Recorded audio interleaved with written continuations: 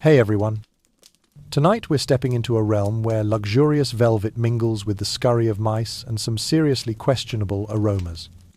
Picture candlelight dancing on ghostly white makeup, towering high ruffs, and the sharp smile of a powerful queen. But don't be fooled by the grandeur. Behind those sumptuous tapestries lies a moldy, rank reality you wouldn't believe. If you're sensitive to smells, you probably won't last a moment. So, before you get comfortable, take a moment to like the video and subscribe, but only if you genuinely enjoy what I do here. Let me know where you're watching from and what time it is for you. Now, dim the lights, maybe turn on a fan for that soft background hum, and let's ease into tonight's journey together. As the lights fade and the soft breeze from your fan brushes the room, let all your worries drift away as we step together into the late 1500 SA time of transition, from the dark Middle Ages to the brilliant dawn of the Renaissance. In this world, Queen Elizabeth I shines like a silver star, her power commanding, her beauty stately, her wit keen enough to earn both respect and awe. Yet beneath her radiant halo and sumptuous gowns woven of wool, silk, and glittering threads, lies a reality steeped in dampness and devoid of modern bathing conveniences. So much so that frequent washing was thought to open the pores and invite illness rather than ward it off. Instead, heavy rush mat tapestries, richly embroidered rugs, and bowls of aromatic herbal teas served as the first line of defense against both cold and stench. Tonight, as we sink into the quiet breath of the evening, imagine Whitehall, England's grandest palace's floors, covered in layers of aromatic rushes and dried flower balls rather than heated floors. Each step taken by the Queen echoes softly across these plush mats, scented with birch leaves, angelica root, and calendula blossoms, all carefully harvested in autumn and dried under the eaves to preserve their essential oils. These herbs, stored in ceramic crocks, diffuse a warm, gentle fragrance that counteracts the damp chill invading every unheated corner. The heart of Whitehall is not its gilded walls, but the mingling of human warmth with the heady scent of spiced teas and sweet honey blends. Can you sense the ripple of Skya's tangy promise in the air? Close your eyes and let your mind drift with the creak of brass locks, the measured breathing of robed courtiers wrapped in thick linen, and the whispered exchange of age-old herbal remedies passed down through monastic lineages. There are no bathrooms here. Queen Elizabeth I indulges in a wooden tub only once a month, a solemn ritual meant to protect her delicate skin from the malignant airs believed to lurk in water. Instead of porcelain basins, bowls of rose-infused water, apple vinegar, and spiced decoctions line the halls, ready to cleanse her hands and face in a mere ceremonial gesture. Afterward, she removes the linen tub liner, steps onto an embroidered stool, and proceeds with her powdered sousse and perfumed oils, fortifying her image as the ageless, untouchable monarch. Amid all this, imagine heavy velvet curtains hung along the corridor's insulation against cold drafts, but also barriers to sound and dampness. The mingled aroma of oak, linen, and animal fat candles becomes the gentle flame at the palace's Korea faint lantern in a wintry night. It is this subtle glow that allows elders, whose worries weigh heavily, to forget the day's trials and surrender to sleep. Around the Queen, leather workers, tanners, and stock tenders coax warmth from the breath of oxen and horses, their exhalations like living hearths. The crackle of the hearth, the soft notes of wooden flutes, and the heartbeat rhythm of lurie drums create a lullaby for the longhouse. You can feel your own pulse slowing, breath inhaling animal warmth, breath hearth music, breath the sizzle of embers. Set aside the sharp tang of court intrigue and treacherous banquets. We are heading for the small sanctuaries where ceramic crocks hold bundles of angelica root, oak bark, and birch leaves. When night grows deepest, a cup of warming birch tea transforms with its cool mint note, blossoming into gentle heat that soothes every ache, banishes chill, and guides you toward release. Soft footsteps echo as the chamber pot attendant moves discreetly, reminding us that royalty or peasant, all share life's messy realities. Yet this humble background is but the stage for a story of resilience, community, and survival. Tonight's banquet for the senses will not leave you restless. When you are ready to let go, I will lead you through hidden passages, the cheese, aging cellars, the fish-drying racks, the wool-weaving lofts, and the hushed storytelling alcoves. Each step, each breath, is a gentle invitation, carrying you deeper into a dream. And when the lingering warmth of those herbal infusions still caresses your breath, let us quietly turn into one of the Tudor court's most unusual rituals, the practice of shared bathing, where less water becomes the secret to good health. Unlike the modern showers and bathtubs, we know Queen Elizabeth I permitted herself to soak in a linen-lined wooden tub only a handful of times each month. Even as the most powerful monarch in Europe, she was bound by her era's constraints. Hot water had to be heated with scarce coal and precious firewood. And in the prevailing humoral medical theory, frequent bathing opened the pores, inviting malignant airs inside the body. To protect their health, the Tudors believed keeping the skin from prolonged exposure to hot water was the wiser course. Each bath was a ceremonious affair. Large copper kettles were set on the hearth, heated by charcoal and logs felled from royal woodlands.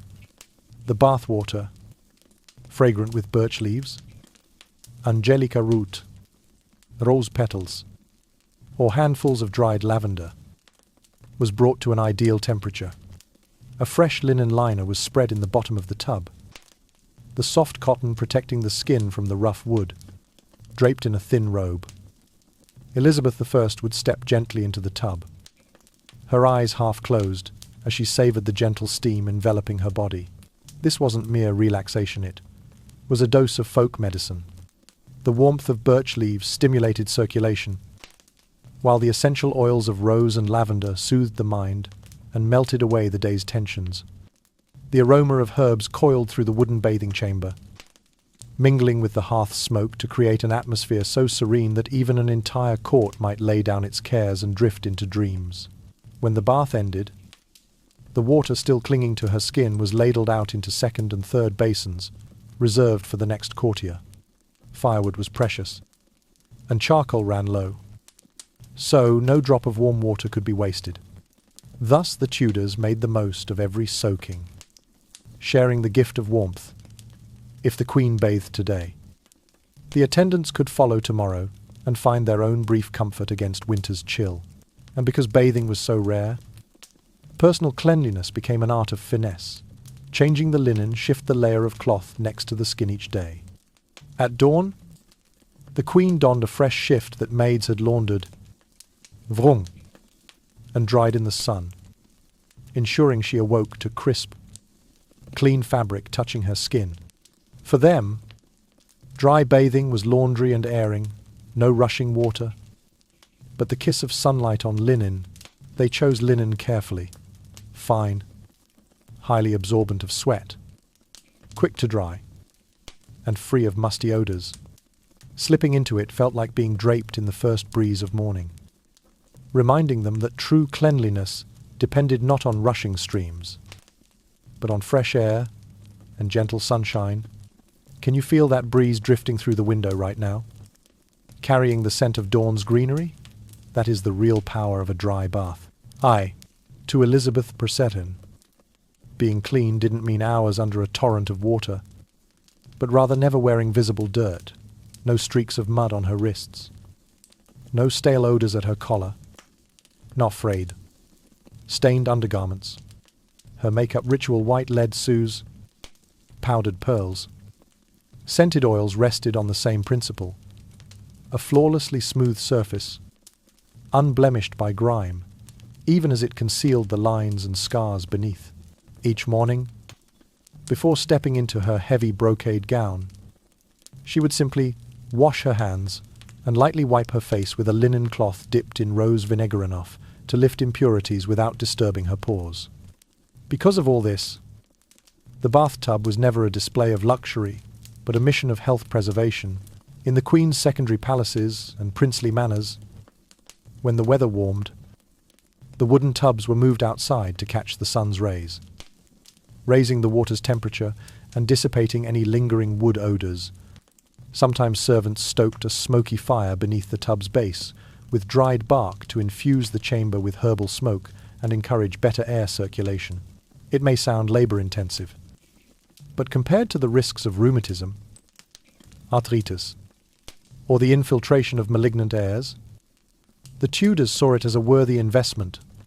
When you draw your covers tight tonight, imagine your feet touching that cool linen, each fibre gathering the warmth of a late afternoon sunbeam.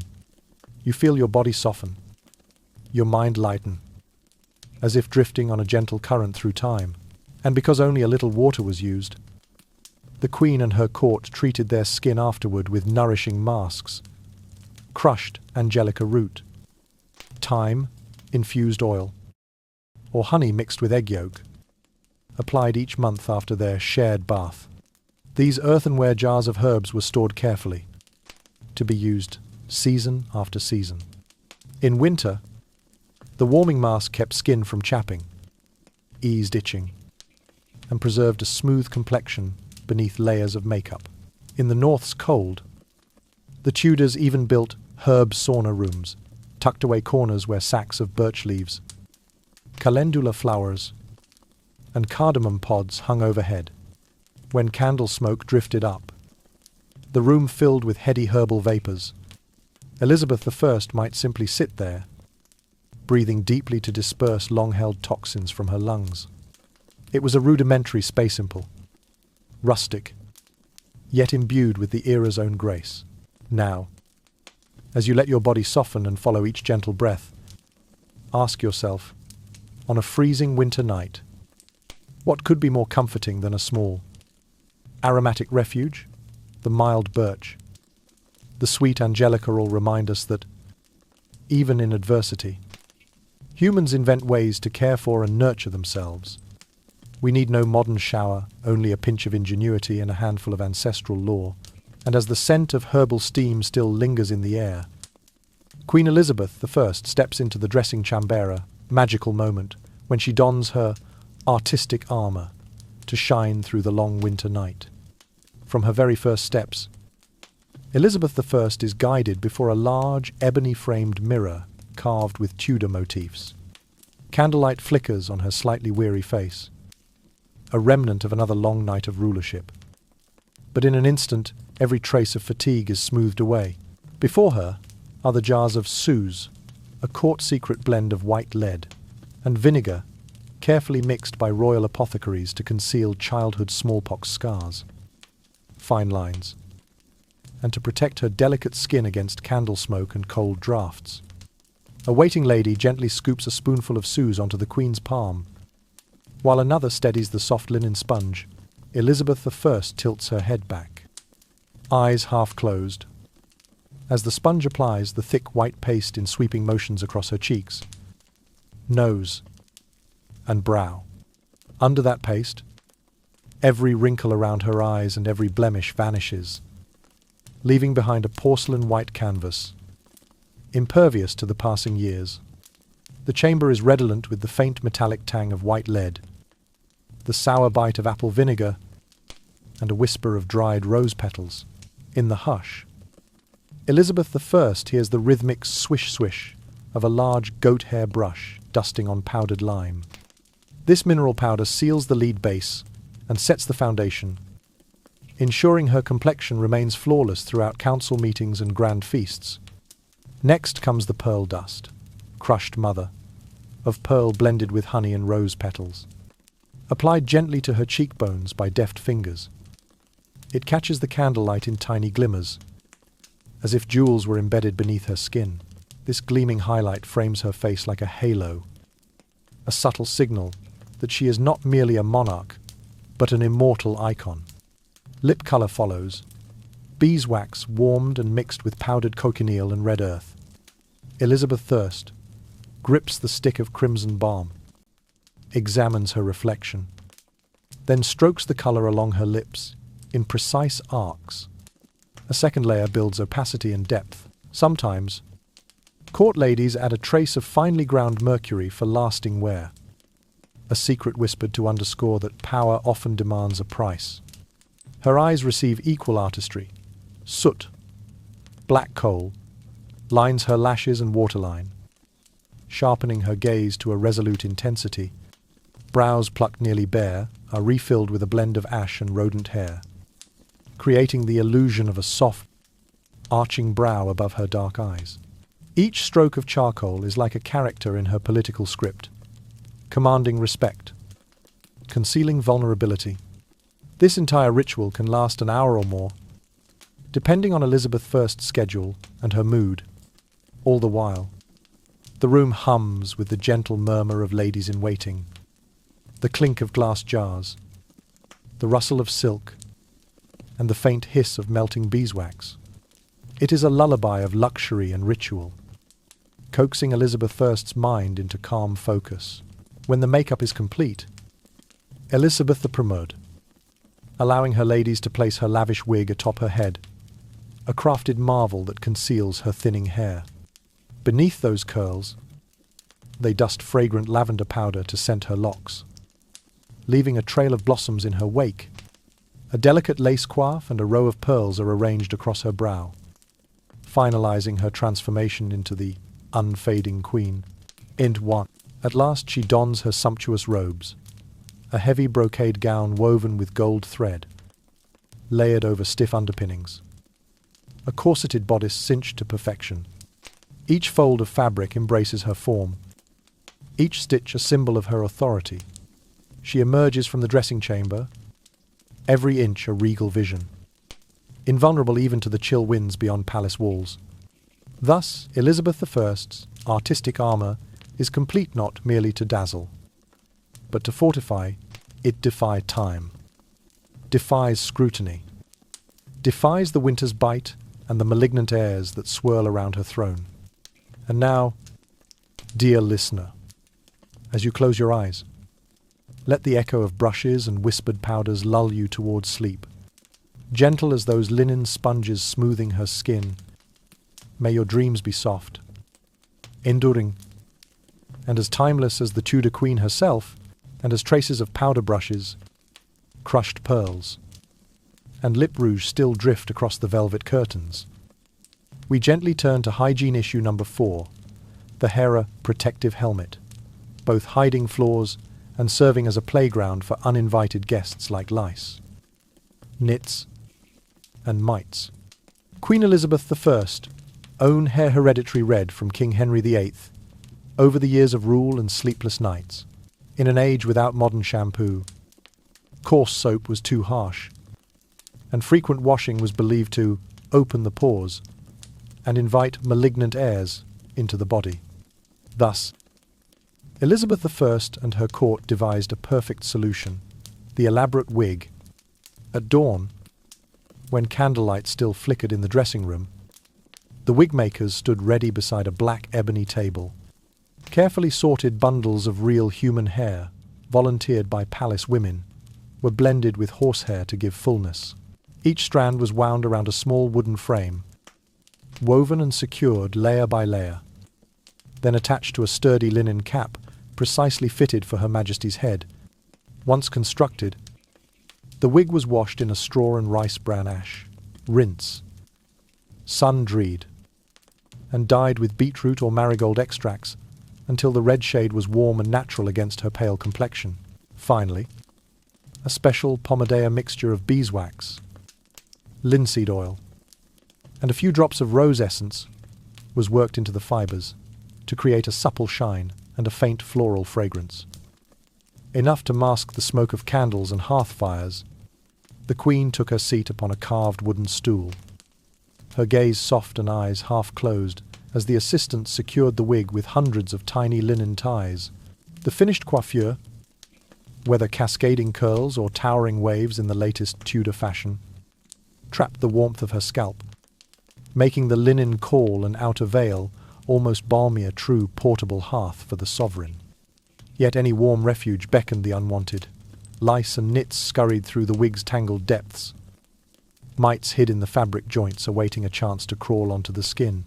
Each morning, after Her Majesty vacated the chair, her ladies removed the wig, laid it out on a table, and ran a wide-toothed comb meticulously through every curl. The comb's rhythmic snick-snack became a gentle metronome, reminding them that this task could not be neglected. Upon discovering lice or nits, they dipped the comb into a bowl of apple vinegar, infused with dried birch leaves, lavender flowers, and crushed cinnamon. The vinegar killed the parasites, while the herbal oils banished odors. That faint tang of vinegar mingled with the herbal aroma became the palace's signature tune, equal parts caution and comfort. Beyond combing and vinegar, the attendants prepared a mini parasite steam room, a small alcove in the antechamber where cloth bags of mugwort, chamomile, neem leaves, and dried citrus peels were hung. When they burned incense of sandalwood or agarwood, the herbal vapors enveloped the wig and scalp, dispersing chills and driving away pest. A routine repeated whenever Elizabeth I donned a fresh wig. On grand feast days, when the Queen wore her tallest, most ornate wig trimmed with feathers and jewels, the cleaning ritual became even more arduous. Under the weight of dozens of pounds of hair, the ladies formed teams. Some held the frame steady, others worked the comb through each lock, then passed the wig into the steam alcovial, so that their sovereign might shine without a single parasite party in her hair. Despite their vigilance, the pests sometimes slipped through. In such cases, Elizabeth I applied an anti-inflammatory salve, gently cleansed her scalp with rosewater-soaked cotton, and wrapped it with a light bandage until swelling subsided. On rare occasions, she trimmed her natural hair short to reduce exposed scalp, and for a time wore lower-profile wigs to allow healing. Nevertheless, the wig's symbolic power far outweighed the risks. Each piece was a state gift from European courts: Burgundy, Savoy, Denmark, tokens of loyalty and respect. Elizabeth I treasured each one, keeping them under lock and key for her sole use.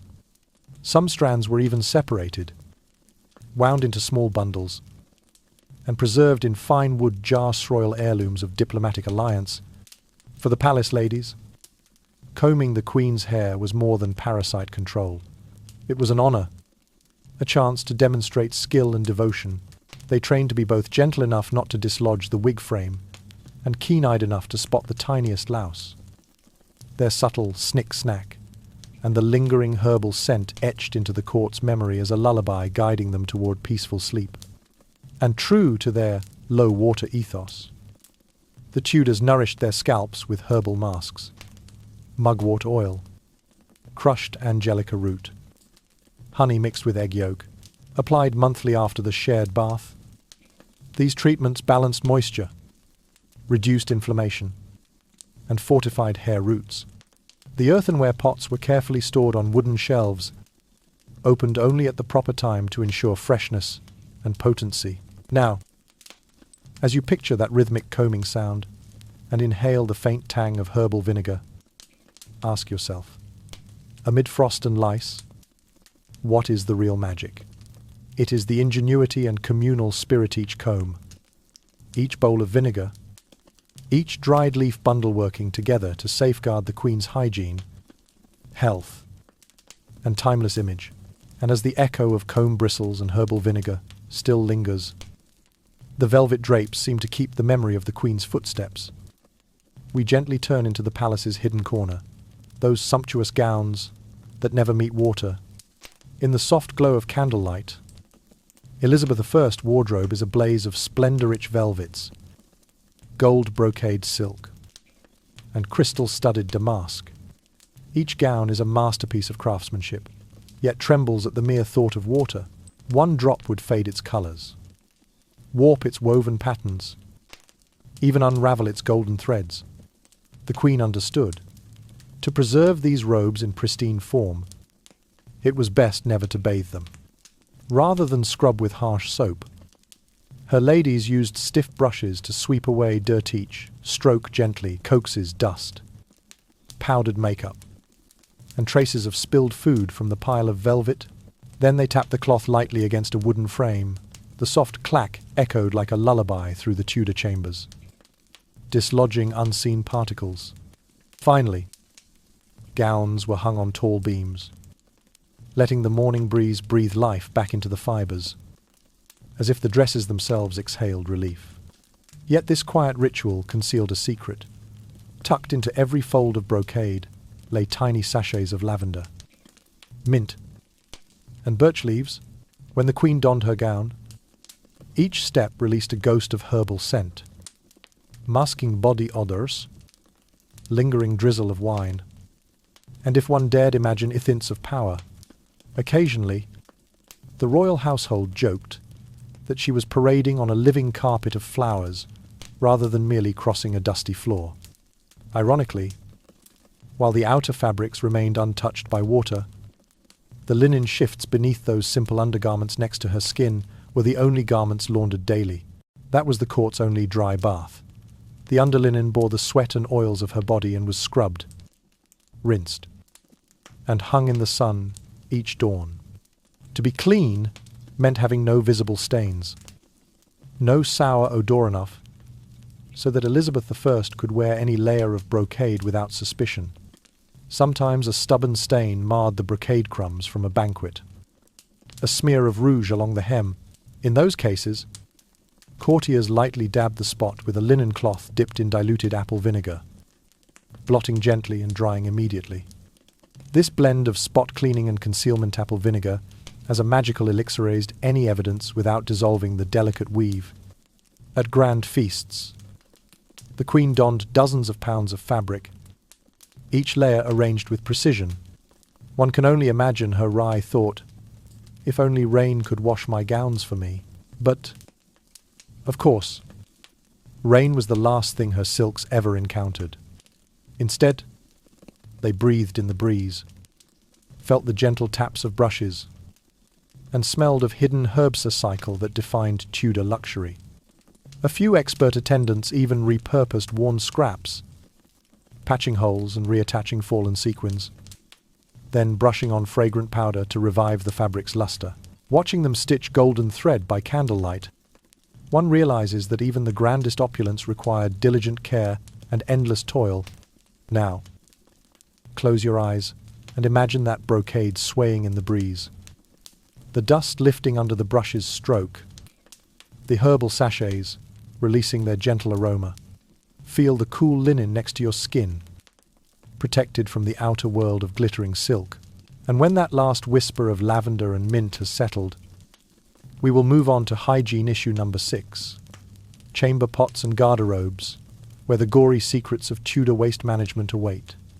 But before we turn that corner, take a deep breath, smile to yourself, and murmur, I am safe in this Tudor dream, and now I will sleep soundly.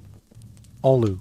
And when the last wisps of incense have faded into the chill walls, we gently turn to Hygiene issue number 6, the strategic use of perfume in the Tudor court, where scent was not mere decoration, but the ultimate weapon. In an age without germ theory, when bathing was a luxury and dust settled everywhere, the Tudors perfected the art of fragrance as a form of survival. Ambergris, the precious golden wax from a whale's intestine, potent musk, sweet civet, warm nutmeg, all were expertly measured and distilled in windproof chambers by the court's own alchemists, producing concentrated oils powerful enough to overpower any unpleasant odor. Each perfume was housed in a heavy crystal vial, its base like a jewel, and its cap engraved with intricate patterns. At a moment's notice, the Queen's attendant would pry it open, inhale deeply, then dab a drop on her wrist or behind her ears thin-skinned places that diffused fragrance most effectively. Pomander small metal eggs filled with fragrant wax and dried botanicals like peppercorn and jasmine hung at her throat. A single gentle shake sent waves of aroma spilling into the air. For Queen Elizabeth I and her noble circle, Perfume was more than concealment of body odor. It was a shield against foreign smells. The miasmas believed to carry disease. Each scent functioned as a talisman. Ambergris dispelled damp moldiness. Musk repelled fears of contagion. Nutmeg and civet warmed the body against cold. Anyone daring to approach the queen without her signature scent risked instant rebuff. For fragrance signified rank and standing, and the higher one's station, the more elaborate the layers of scent. Beyond personal perfume, nobles soaked handkerchiefs in oils, tucked lavender and mint sachets in their sleeves. At grand banquets, as Elizabeth I glided through the hall, each breath released a mist of aroma that swept across the audience. Silencing courtiers and earning applause fragrance was not simply camouflage, but a declaration of power. Attendants carried miniature perfume bottles at all times, ready to refill the queen's aura whenever it began to fade. Picture a demure lady-in-waiting slipping forward to discreetly spritz the queen's nape during a council session. An intimate moment that both revived the monarch's spirits and reminded everyone of her absolute presence. At night, when candle flames dwindled, sweet incense was burned in censers, billowing a comforting smoke through the scarlet chambers. The smoky warmth chased away the cold and calmed anxious hearts. In that scented hush, Elizabeth I sometimes let her eyes drift closed before the flickering glow, merging the incense and her perfume into a single, enveloping melodious scent, so soothing that even our aging American listeners might find themselves drifting off to dreams. Thus, amid battles against thinning hair, unwashed finery, and palace dust, perfume emerged as the final armor. It concealed bodily smells, sustained morale, affirmed status, and delivered a profound sense of security.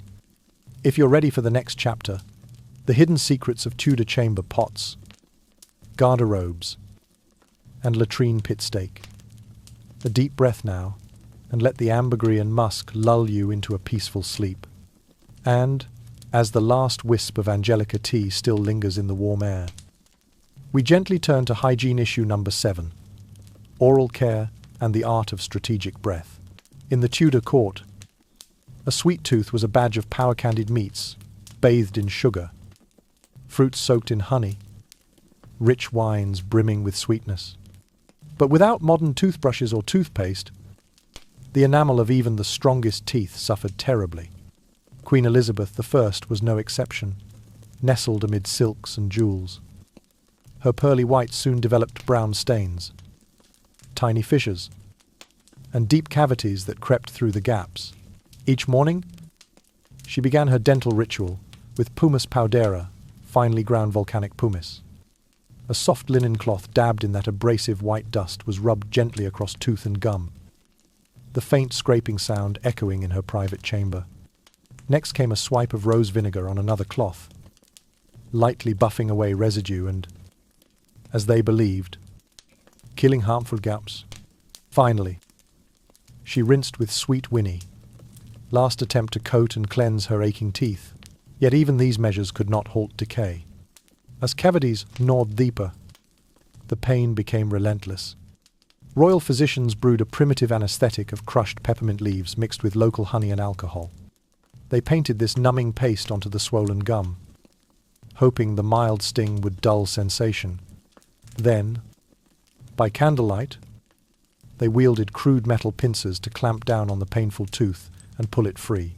The soft plink of enamel dropping into a porcelain bowl was followed by Elizabeth's thirst, grimace and stifled breath pain, endured in silence to preserve her regal composure.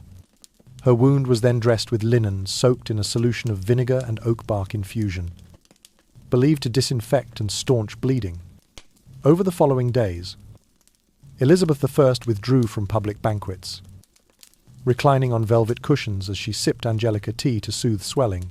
Courtiers spoke no word of her suffering, for although the agony was hidden, they all but held their breath in her presence. Tormesklingaring helitosis. The court devised aromatic aids, bits of aniseed candy or crushed caraway seeds to chew discreetly, The gentle crunch of these seeds echoed through council chambers, offering brief respite from the sour tang that clung to the gaps in her smile. Yet it was said that some foreign envoys politely declined to greet her mouth to hand. Deterred by the royal breath, a few wags at court even quipped, "Her Majesty's breath is a weapon in itself. Why fight when a word will do?" And indeed, the stale odour became part of her mystique, a potent reminder that this was no ordinary queen. Elizabeth I's courtiers learned to look past the odour, focusing instead on the brilliance of her intellect and the authority of her words. Over time, she needed fewer extractions, relying instead on daily rinses of rose vinegar and honey as a kind of makeshift mouthwash. At night, she would chew a mint-soaked sponge and tuck it under her pillow. Its faint aroma chased away discomfort and ushered her into uneasy slumber. In the flicker of candlelight, a soft rhythm of laboured breathing became the lullaby of the Tudor court. For our older American listeners, the tales of primitive dental torture may recall your own trips to the dentist. But instead of early morning appointments, imagine closing your eyes and letting the cool sting of peppermint pass over your tongue, the gentle burn of rose vinegar at the back of your throat. Allow it to carry you softly into dreams, and when the last wisps of herbal fragrance have faded into the night air, we gently step through the next hidden door of the Tudor court, where bodyguards and folk medicine weave an invisible shield around the Queen Part 8 of our Hygiene Odyssey. Directly behind the powerful figure of Queen Elizabeth I, her loyal bodyguards stand ever ready, armed not only with spears and swords, but also with ceramic crocks filled with precious medicinal herbs. In each crock, they keep oak bark steeped in strong ale, warming angelica root, pungent nutmeg-pistils, and cooling lavender leaves. Every ingredient is carefully selected and meticulously recorded in monastery manuscripts passed from one generation to the next, forming a veritable library of North European folk remedies. Whenever the Queen's armour scratched her knee on the cold stone floor, these same guards would press a piece of linen soaked in oak bark, tincture renowned for its powerful antiseptic properties over the wound, securing it with a soft bandage. Candlelight would pick out the pale green of the dressing, a gentle reminder of how seamlessly force and tenderness coexisted in Tudor life.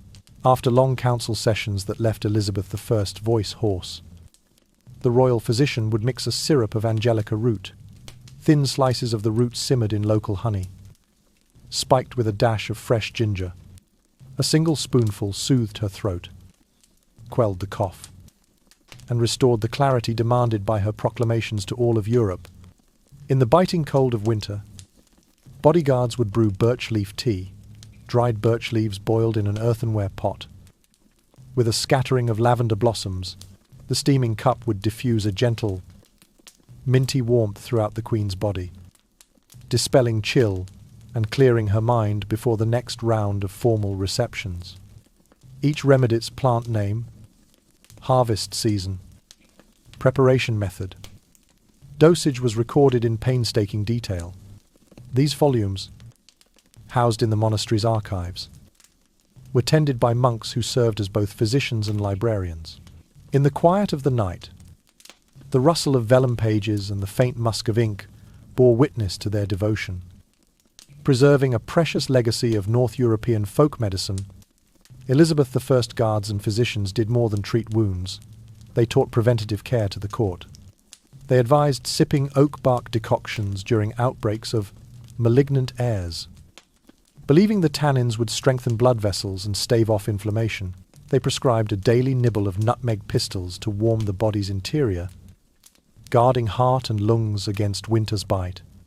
These practices became daily rituals. Palace servants still steep these teas at dawn, honouring a tradition that began under Tudor rule. For our older listeners across the Atlantic, these tales of witch doctor-style potions may conjure fond memories of morning herbal teas, the fresh bite of birch, or the warming tingle of nutmeg. You may not often dress a wound, but a steaming cup in the dead of night can carry you gently into slumber. And now, as you picture the steady hands of a guard uncorking oak bark elixir, the measured pour of angelica syrup, and the delicate brewing of birch and lavender tea. Take a slow, deep breath. Let the fragrance and the ritual of Tudor folk medicine soothe your senses and lull you toward rest. Next, we will explore the final hidden chapter of Tudor hygiene, chamber pots, garderobes, and privy pits, grisly yet essential elements of their sanitation system. But for now, let the scent of healing herbs and the turning of ancient vellum pages serenade your spirit into sleep.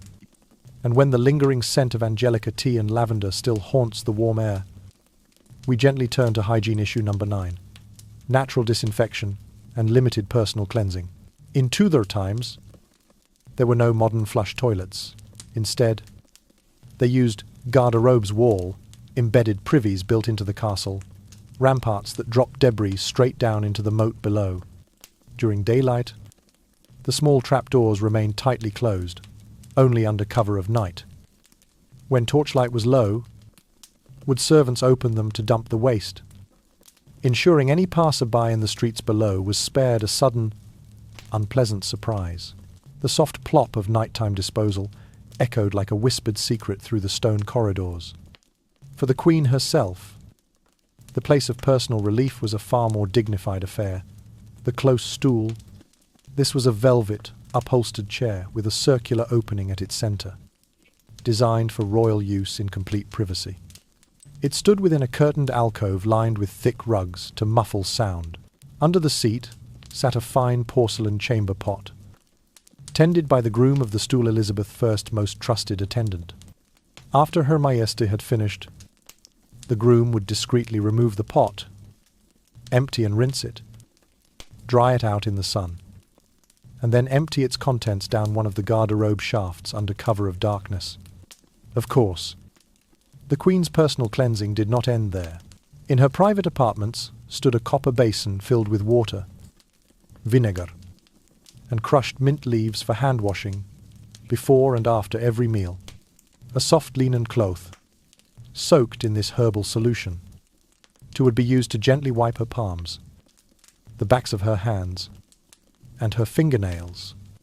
The cool burn of mint and the tang of vinegar acted as a natural antiseptic, forming an invisible armor against germs entering through the skin. Outside the inner chambers, instead of stone floors, the Tudors laid down rushes, bundles of dried grass mixed with lavender, thyme, and shredded birch leaves. Each month, the old rushes were swept away and fresh ones laid down. The soft crunch of footsteps across this aromatic carpet absorbed moisture and neutralized any stray odors of animal droppings or discarded chamber pots. Throughout the hallways and rooms, earthenware bowls of spiced apple vinegar were placed in corners beneath candle sconces. The faintly sour aroma, mingled with touches of rosemary and wormwood, created a barrier against the pestilent miasmas believed to rise from human and animal waste. Tudor folk medicine held that airborne toxins were drawn into the vinegar, preventing them from clinging to clothing or skin. Beyond the castle walls, sanitation was even less refined. From second-floor windows to open trenches along the ramparts, from stairwells down to the Thames quays, human excrement, urine, and animal carcasses, horses, cattle, chickens were allowed to flow into the streets.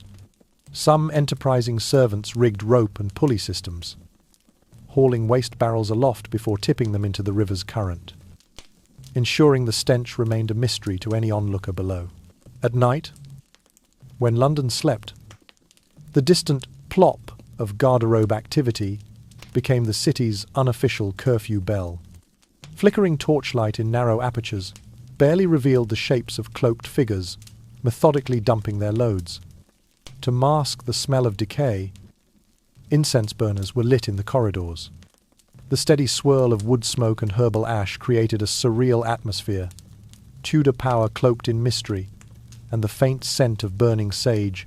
Some court poets joked that to test Elizabeth I's authority, one need only stand near a garderobe at midnight. The rush of falling waste, the muted echoes in the stone, formed a strange hymn to the monarchy, Power is not always bright and beautiful. Sometimes it is marked by the humblest of odors. Meanwhile, garderobe maintenance required its own expertise. During hot spells, the groom of the stool and a team of gravediggers would clear the moat's skimming channels, remove animal carcasses, and sprinkle lime powder to absorb moisture and neutralize acid. They swept the walls with stiff brooms dipped in boiled oak bark solution to inhibit bacterial growth. The dry, chalky smell of lime, combined with the earthy tang of oak, became the sonic and olfactory signature of the Tudor ramparts. For our older American listeners, tales of close stools and garderobes may sound bizarre, even hilarious, but these rituals represented the ultimate royal privilege, the assurance that not even human waste could tarnish the Queen's grandeur. When managed with cunning and care, Elizabeth I stood on her throne, knowing that filth and dignity could coexist so long as one had the wisdom to guard it well.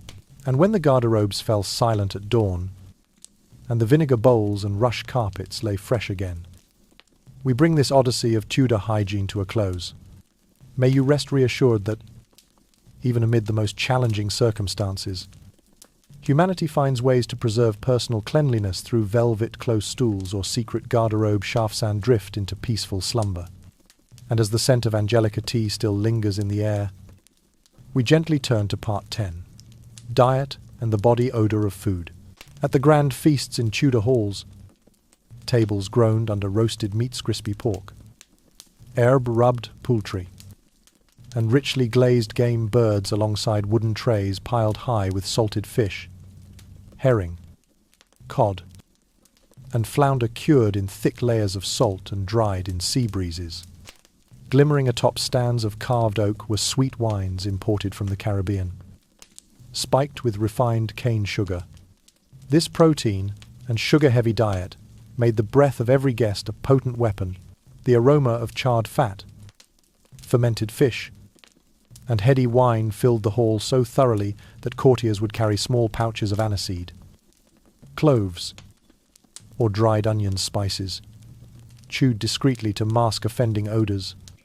Often, someone overwhelmed by the intense mix would swoon by the sideboard, prompting hastily offered peppermint lozenges or a sip of sour vinegar to revive them. The Tudor banquets did not stop at meat and fish, coarse black bread, hard-cured cheeses, churned butter, and thick Skyr cheese were also staples, each rich in fat, salt, and umami. When sweat mingled with these heavy foods beneath layers of woolen and brocade garments, the heat of the human body amplified every culinary note into a complex and, sometimes overwhelming scent profile. Sweat soaked the linen undergarments, seeped into the outer silks, and transformed the wearer into a walking collage of food aromas. To counteract this, the court adopted a dry diet ritual after each feast. Queen Elizabeth I herself would nibble honey-glazed cheese and then chew a piece of dried mugwort bitter herb believed to neutralize strong flavors. To banish lingering fishy or meaty tang between meals, she'd crush a nutmeg kernel into her palm and savor its warming spice. The gentle crunch of nutmeg became a private symphony amid courtly conversation, a final flourish in the banquet's aftertaste. Yet even these measures fell short. Courtiers would urgently brew odor-banishing tea from birch bark and cinnamon sticks boiled together, passing small cups to one another before approaching the throne. The rising steam carried woodsy, astringent notes that cut through the richness, still clinging to skin and fabric. To Americans accustomed to a morning mint tea, this Tudor infusion felt simultaneously warming, tangy, and oddly comforting. Thus Tudor dining was a double-edged sword. It nourished the body but tested the nose.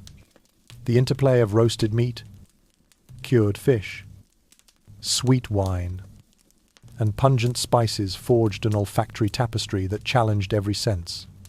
For our senior American listeners, imagining that symphony of smells in your nostrils is like conjuring a midnight banquet in the candlelit corridors of a fortress. To aid digestion and further curb odors, guests often drank a spoonful of spiced vinegar apple, cider vinegar, steeped with ginger and sugar, immediately after chewing on cloves or caraway seeds. This soothing tonic was believed to settle the stomach and sweep away residual flavors. A dash of it warmed the throat and cleared the palate, allowing one to continue the evening's proceedings without scent-induced embarrassment. At all-night revelries, courtiers alternated sips of sweet wine with bites of vinegar elixir, mouthfuls of fennel seeds, and discreet chews of cinnamon or juniper berry each flavor, an attempt to build a protective odor barrier. They fanned themselves with ostrich plume fans or small linen puffs scented with lavender and mint. But nothing fully tamed the parade of scents born from Tudor fare. Today, we might simply open a window or turn on a fan.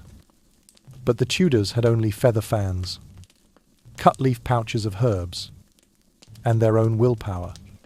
In the flicker of candlelight, the gentle swish of a fan and the quiet crunch of a spice-chewing courtier became a lullaby of sorts, guiding theme-and us toward a restful slumber. And so, those lavish, sweet, and spicy feasts not only sustained Tudor bodies but created a lasting bouquet. The residue of Tudor cuisine is a reminder that, even amid luxury, humans must balance nourishment with cleanliness.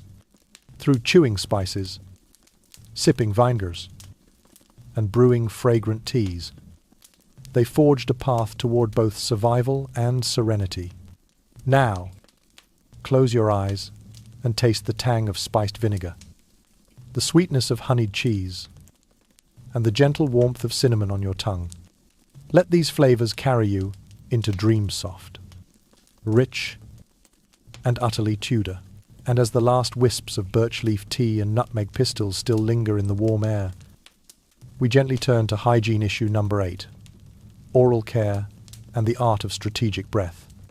In the Tudor court, a sweet tooth was a badge of power. Fruit preserves soaked in sugar, soft chews of candied meat, and heady dessert wines. Yet without modern toothbrushes or toothpaste, tooth enamel suffered greatly. Each morning, Queen Elizabeth, I would lightly brush her teeth with pumice, powder finely ground volcanic pumice, then wipe them with a linen cloth dipped in rose vinegar. Finally, she would swish sweet wine around her mouth, believing its alcohol would kill germs and brighten her smile. Courtiers called this the purification ritual, though in truth it only masked stains and could not stave off relentless tooth decay.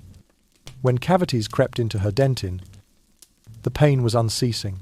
The royal physicians prepared a crude anesthetic from crushed mint leaves mixed with honey, painting it onto her swollen gums. By candlelight, Elizabeth I would clamp down on a cloth soaked in this mixture, waiting for numbness to set in.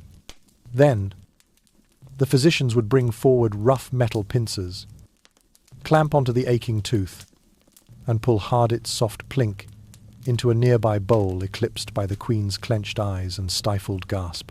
The resulting wound was bandaged with a linen strip soaked in vinegar and oak bark decoction for antisepsis. The dull ache lingered for days, driving Elizabeth I into private chambers where she sipped soothing herbal tea and leaned back on plush cushions, muffling her occasional moans. Meanwhile, the entire household held its breath. No one dared comment on foul odors or unusual sounds, for they faced the same discomfort in silence.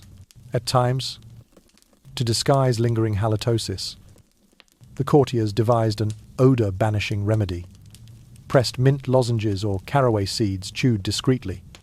The soft crunch of seeds helped filter her breath enough for council speeches without prompting courtiers to lean back in horror. Yet, not always. On several occasions, Spanish envoys and Catholic dignitaries politely complained that Her Majesty's breath was unfit for the usual hand-kissing. Tudor servants and guards learned to look the other way. Some whispered that such potent breath was itself a symbol of power. That odour proves she is queen. Not a commoner, a few wry officials joked. Best not ask for its source, so long as her smile still dazzles. That, indeed, became the Tudors' art of strategic breath, both a gift and a concealment. Over time, Elizabeth I needed no more anesthetic. She relied instead on rose vinegar and honey, keeping them in her mouth throughout the day. When sleepy or tense, she would hold a mint-soaked sponge under her pillow to ease any pangs of pain. In the flicker of candlelight, a soft rustle as she shook her head became a ritual to shoo away mosquitoes and also that unforgettable breath. And as the last tendrils of lavender and rose scent linger in the hush of the Tudor hallways, we gently turn to part 12, courtly etiquette and the art of concealment. Even before opening the close stool's velvet curtain, Queen Elizabeth I, a strict rule: a visitor must kiss her ring or the glove on her hand-direct skin. To skin contact was strictly forbidden. Each ring was cast in gold, set with pearls or emeralds, and worn on her fourth finger as a symbol of power. To salute the ring, courtiers would bow their heads slightly and press their lips to the jewel, pledging loyalty without risking any nuisance of bodily odor. For more intimacy, they would press their lips to the silk glove, redolent of jasmine or rosettes, delicate fragrance sufficient to mask perspiration, traces of tea, or lingering powder. At spring festivals, when the lavender beds bloomed in the palace gardens, the Queen permitted a symbolic kiss on the waist rite. Gentlemen presented her with a soft kid leather glove placed at her hip, kissed its hem, then stepped back to the music of lutes. Noble women, wearing gloves embroidered with crystals, would lightly touch fingertips together in a gesture of heartfelt friendship and exchange, delicate enough to avoid any offensive breath. The royal antechamber itself was infused with subtle scents from spray bottles of ambergris and musk-precious aromatics brought in from Asia via diplomatic gifts. A dedicated fragrance corps of 30 attendants carried crystal bottles of scented oil, embroidered pouches of dried flowers, and brass caskets of powdered incense. Before any guest crossed the threshold, these court chemists would mist a fine aromatic veil over the entrance, both to repel outside odors and to prepare every nose for the ceremony ahead. Next came the riddling Gamesa refined social art. Guests gathered around a circular oak table, each standing far enough apart to avoid touching shoulders. Before them lay silver bowls of dried herbs, rosemary, licorice, mint. When the Queen posed a riddle, every face would concentrate while the herb's fragrance rose with each exhalation. Whoever solved the puzzle first was allowed to chew a clove or a piece of anise and discreetly deposit the spent spice into a silk pouchan, elegant way to freshen breath without scandal. During the winter masquerades, grand mask dances were staged in velvet-draped halls. Dancers wore half-masks of lacquered wood, inlaid with gold filigree and lined with lavender-scented velvet to absorb moisture and disguise the body's natural scent. As they whirled beneath clouds of incense and birch smoke, the audience, many of them older listeners in America, would drift into a trance of mystery. Each turn released a wisp of lavender that overrode any musty odor of heavy woolen garments. Court theatricals served a similar purpose, to entertain while maintaining cleanliness. Short plays about Norse legends, Odin's wanderings, Fraser's courage were performed in a black velvet theatre, lined with rushes sprayed with rosewater. Actors donned stiff brocade costumes under which they wore layers of pearl-powdered linen to keep sweat from staining their outer garments. They wore fine gloves, and behind the scenes, attendants would pass through with silver trays of dried citrus peel and crushed birch bark, scattering the fragrant pile beneath the stage to neutralize any lingering odors. The crowning display came at Elizabeth I's coronation in 1559. Draped in a two-stone velvet robe, stitched with gold and lined in white silk, the Queen walked the aisle beneath an aromatic canopy. Her personal fragrance detail continuously misted ambergris and civet behind her as she processed, creating an olfactory armor that masked any trace of the day's exertions. Thousands of lavender petals, interwoven with mint leaves and rose petals, were strewn along her path, perfuming the air for miles and leaving no hint of sweat or spilled wine.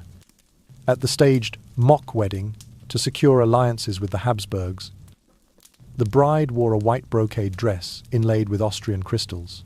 Her bridal bouquet was a mix of lavender, jasmine, Sicilian citrus peel, and a few cloves-an aromatic symbol of union.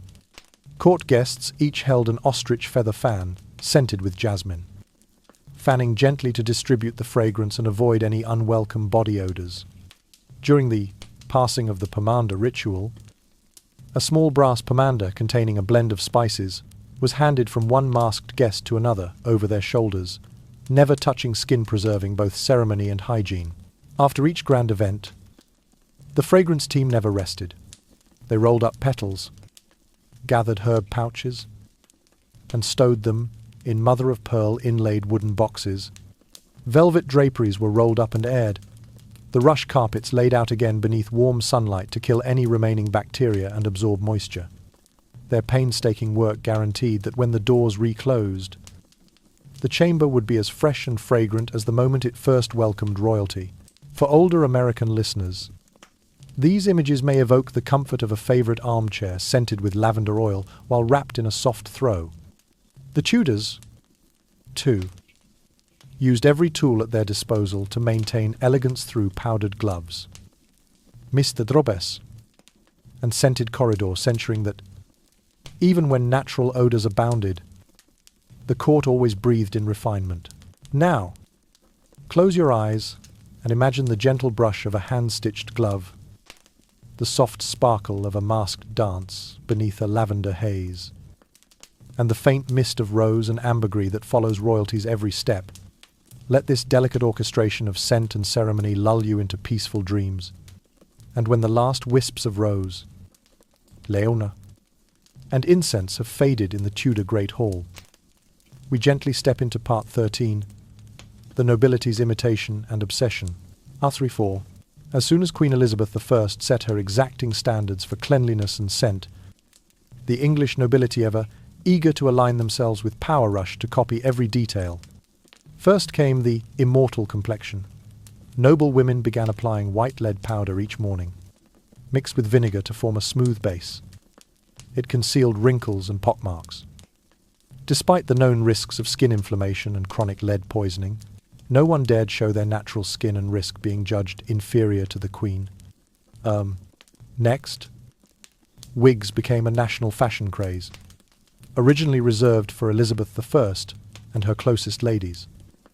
They spread among the aristocracy, each wig made from painstakingly collected human hair, sometimes mixed with horsehair for volume, took up to a week to braid, dye with beetroot or dried marigold, and coat with a special pomade of beeswax, linseed oil, and rose essence.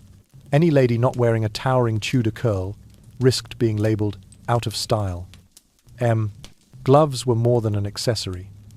They declared status. Nobles donned kid leather gloves infused with musk, civet, or ambergrisets, subtle scent trailing when they lightly touched a chair or raised a hand to the Queen. Lined with silk, scented overnight with eucalyptus or rosemary. The gloves overpowered any lingering odor of wine, candle smoke, or sweat. Anyone unwilling to commission a bespoke fragrance atelier at court, at a minimum, had to wear gloves, imbued with layers of scent, to avoid being deemed must. Underwear linen central to Tudor. Dry hygiene also became a badge of honor. Nobles hired entire teams of maids whose sole duty was to launder, wring, and sun-dry fresh linen shifts each morning. No expense was spared on fine. Soft flax the mantra, a fresh chemise every day, ensured the skin remained dry and free of body odor. Any gentleman or lady who economized by wearing the same linen for several days drew sharp criticism, practically commoners. As for perfume, after the palace's misting of scented oils at the entrance, the nobility applied fragrance head to toe and onto their garments. They carried small crystal flasks of ambergris, musk, and nutmeg, spiking each morning with liberal sprays at the neck, the bodice, and even the sleeves of their coats. With every step, a perfume plume trailed behind an unmistakable marker of purity, Those who neglected this ritual were publicly noted not up to Tudor standard. Oh, quote. The costs soared accordingly. Hundreds of maids were employed, each responsible for a single task: dusting velvet drapes, brushing brocades with stiff brushes, or misting resinous rose vinegar onto upholstered chairs, trained to handle priceless fabrics without disturbing their patterns, to mix vinegar at just the right strength to remove odors without bleaching, and to spray lavender-scented linen gently. They turned every noble home into a miniature fragrance laboratory. This competition reached its zenith at court banquets. Nobles lined the walls of the hall, flanked by scent attendants, ready with spray bottles. Some aristocratic houses even hired small perfume carts that rolled into the courtyard after events, enveloping guests in misted essential oils. The hiss of the sprayer mixed with lute music became an olfactory symphony of luxury and freshness. This extravagance extended to weddings, funerals, and birthday celebrations. Each event had its fragrance detail: perfumers, dressers, and scent specialists working around the clock. For weddings, thousands of dried lavender sprigs were laid along the aisle, interspersed with mint leaves and rose petals, so guests inhaled elegance, not sweat or stale food odors. At funerals, a solemn fragrance blend of sandalwood, nutmeg, and a touch of red wine kept the atmosphere dignified, masking any natural odors. For older American listeners, it might seem remarkable. A civilization so refined yet so concerned about body odor. But this shows the full reach of Queen Elizabeth I's influence. When she issued her decree, the nobility complied at any cost, at risk of lead poisoning or spending fortunes on vinegar sprays. No one dared lag behind. To be under, all scented, was to lose face. And standing, ultimately, these meticulous rituals created the legendary Tudor culture of aroma. Amid layers of white lead powder, voluminous wigs, musk-infused gloves, fresh linen shifts, and fragrance mists, the nobility forged a realm of refined scent where only the aroma of power prevailed.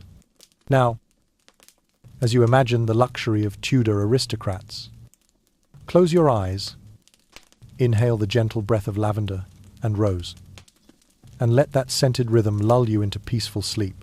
And as the last wisp of lavender, rose, and incense fades from the Tudor Great Hall, we gently turn to Part 14, Image Control and the Secrets of the Court. End of 4. Once every shower, smoke ritual, and etiquette was perfected. The next step was to police every likeness and rumor surrounding Queen Elizabeth I. She understood that in an age before mass media, painted portraits, woodcuts, and personal letters were the only news outlets. Therefore, anyone daring to depict her with wrinkles, thinning hair, rough skin, or decayed teeth was instantly barred from the inner court. At Whitehall, Hampton Court, and Richmond, every gallery was overseen by an image censor board composed of court-appointed painters and private secretaries. They scored every stroke. The chin must be elegant, the eyes bright and unblemished, the skin flawless, the teeth perfectly aligned. Even a stray silver hair peeking from a wig or a glove pressed too firmly to the lips was forbidden. Any non-royal standard detail was erased, retouched, or the original destroyed entirely. If an artist carelessly included a single shadow at the corner of her eye suggesting tears or fatigue, that painting was immediately consigned to the secret archive. There, officials recorded, painter John Smythe portrayed undue weariness. And locked it away, never to circulate beyond a select circle of 5 to 7 court historians and chroniclers. Not only portraits, but even depictions of court ceremonies underwent strict scrutiny. Woodcut scenes of the coronation, processions, or banquets had to follow the royal aesthetic code. Background figures were muted to conceal sweaty courtiers hurriedly wiping brows or glimpses of staircases. Latrines, or serving trays. Any woodcut showing a glimpse of those unsightly details led to the artist's exile from court for 3 years. No official commissions. No access to any royal residence. Even private diaries and gossip about court rumours, whispered scandals of body odour, or critiques of the bathing rituals were kept under lock and key. They were recorded in the Court's Secret Chronicle, a volume never published. Only 3 to 5 senior historians, the so-called Golden Eyes, held the keys. Sworn to absolute secrecy for life. Statues fared no better. Marble busts had every flaw sculpted away. If a sculptor left a line hinting at age lines on the nose or stray hairs at the temples, the bust would be sanded smooth, patched, and recarved under the watch of the master of royal sculpture, ensuring each representation of Elizabeth I the Immortal was flawless. Caricaturist sketches mocking the Queen were treated as lèse-majesté. Street vendors selling lampoons risked severe punishment, confiscation of their tools, banishment from court forever. Or worse, loss of fingers under Tudor law, thanks to such ruthless enforcement. The public image of Elizabeth I remained impeccable, despite the behind-the-scenes truths of lead makeup, towering wigs, lice, and rotting teeth. Perhaps the greatest court secret was that the Queen never ages. After every public audience, trusted painters and secretaries whisked Elizabeth I away to a private chamber. There, they consulted sample fabrics, wigs, and old prints to prepare her next perfect look. New gowns, fresh wigs, a clean coat of white lead makeup. Even a new blend of perfume erased the marks of the previous day. The process never stopped, like maintenance for a living icon. To today's American audience, accustomed to selfie filters and Photoshop, this was live photo editing, a national-level art form of handcrafted illusions, enforced by absolute court control. Every tiny detail formed a visual protection network, preserving Elizabeth I's power and prestige. Now, close your eyes and imagine the vast workforce dedicated to policing her image here, racing time's trace from her face and form. Feel the weight of that power through image alone, and as those royal secrets slip away, let your mind drift into a calm peace, carried on the soft, measured breath of a once glorious past.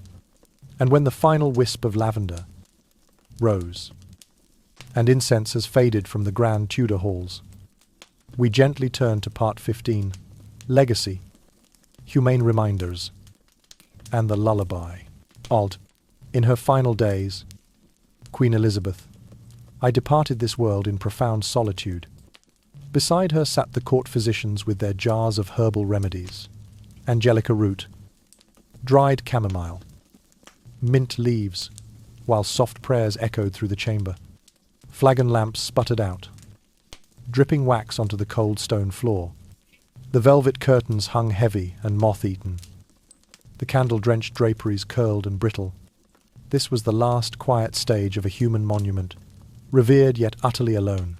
When she closed her tired eyes, the attendants quietly swept up every scrap of white lead powder from the rush-covered floor, gathered the spent lavender petals into linen pouches, and carefully stored her final chemisestill, faintly scented with rose vinegar in a cedar chest. Every trace of her warm bath steam and ambergris perfume was archived with solemn reverence, until there was nothing left but silence. Elizabeth I's legacy was more than her youthful likeness, immortalized in marble statues polished to gleaming perfection. In Hampton Court's Great Hall, a bas-relief still shows her standing proud at her coronation, even though behind each flawless line lay the reality of lead paint, towering wigs, lice-ridden hair, and rotting teeth. Aish sculpture, each painting, concealed the quiet clink of discarded lead, the rustle of wigs being removed, and the distant echo of metal pincers extracting her aching tooth. Militarily, she had vanquished the Spanish Armada, secured England's place on the seas, and launched voyages to the New World. Culturally, She patronized Shakespeare's theatre, ushered in the Renaissance, and made London a beacon of literature and art. Yet perhaps her most enduring legacy was the lesson in crafting one's image, the misted perfumes, the herbal fumigations, and the court's collective obsession with eternal youth. Even at her funeral, when her lacquered coffin lay beneath Westminster's soaring arches, the air was heavy with sandalwood, nutmeg, and a hint of red wine chosen to mask the scent of tallow and damp wood. Her funeral pall of deep purple and a black woolen cloak had been lightly scented with clove and ginger, a final act to conceal the last warmth of her passing. As the funeral horns fell silent and the procession faded under a sombre sky, the corridors emptied, leaving only the soft footsteps of palace attendants, gathering up discarded petals and spent incense. They placed sprigs of lavender on her tomb and lit bundles of mugwort and rosemarismal tokens that, though her flesh returned to dust, her fragrance would linger in memory. The empty throne remained, yet the perfume of her reign never departed. Her gowns, wigs, gloves, and tapestries were preserved as relics, each thread, each lock of hair, a testament to an age enthralled by aroma and artistry. Visitors today marvel at these artifacts, sensing the layers of lead, the faint scar of steam, and imagining beneath those sumptuous gowns the human beings who strove to stay warm, safe, and immortal in winter's depths. To our older American listeners, this Tudor saga plays like a gentle lullaby. Linen shifts dried on the morning breeze, cups of Angelica tea sipped by candlelight, sprigs of lavender tucked under pillows, each note soothes the spirit. Beneath the grandeur lay simple acts of care, fresh chemises, herb-filled pipes, perfumed handkerchiefs. All were chosen to fend off the cold, the fear, and the fleeting marks of time. Now, as you release the tension in your body and breathe in the twilight scent of lavender and comforting smoke, let the story of Elizabeth I and her Tudor court lull you into restful dreams. Remember that across every era, people find their own rituals simple or lavish though face adversity, and that these small comforts can guide the soul into peaceful slumber. Sleep well, and may your dreams be as gentle as a courtly lullaby. And so we have journeyed through stinking history. The personal hygiene of Elizabeth I will horrify you. In 15 hygiene issues, from communal baths and lead makeup to wig armors, scent concealment, image censorship, and ultimately the fragrant and, sometimes revolting legacy of a dynasty. Behind every layer of powder and every bowl of herbs stood a person with fragile desires, the need for warmth, power, and immortality. Now, as the final candle guttering casts its last glow and the velvet curtains draw closed, I invite you to slip beneath your soft covers. Breathe in a deep, soothing whiff of lavender, and let the echoes of this past lull you to sleep. If you've enjoyed this thrilling and, at times, stomach-churning voyage, please subscribe to our channel and hit the bell so you never miss our latest, most colourful, and most bizarre videos. Sweet dreams. And may you slumber gently with thoughts of Tudor extravagance and its occasional horrors dancing through your dreams.